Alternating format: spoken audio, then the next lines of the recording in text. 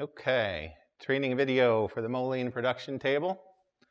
First thing, we're going to put on the donut cutter. Basically just fit it between the slots right there, put in the hold down, put a little bit of tension on it. It's spring loaded. Tighten it in. Doesn't have to be torqued too much. Do the same to the other side. Again, it's spring loaded. Put a little tension down before you lock it in. Turn it on. I'll turn it down so we can hear. This is to adjust the top set of rollers. This is to adjust the bottom set of rollers. Normally, once you have that done the first time, you will probably never need to do it again. So a little bit of playing with that before you start your actual production, and it's probably good almost forever. Inside the cabinet here, there's only one thing to pay attention to, and that is the speed. If you want it to go faster or slower, I believe slower is counterclockwise, faster is clockwise. Not 100% sure of that, but that's easy enough to figure out.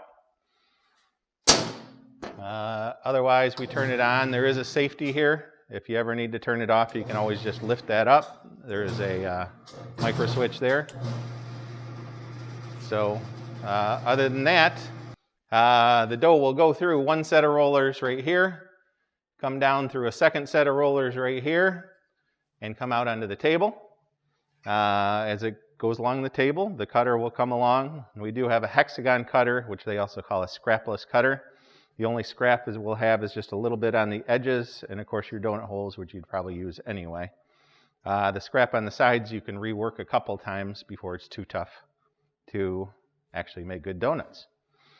Otherwise, there are really no other adjustments. Pretty simple machine. You feed it in, you have it adjusted right, it feeds out. If you ever had a problem with dough sticking, something like that, you might right now because everything is clean, but once you start using the machine, it will have the flour and the oil from the dough and it really won't stick. Everything else we have adjusted. I mean, the belt should be tracking fine. I know all the chains are fine. Really not much else to know. Feed the dough in, it comes out here, and you pick it off and put it on your fry screens to proof. So not much of a training video, but this is really a pretty simple machine.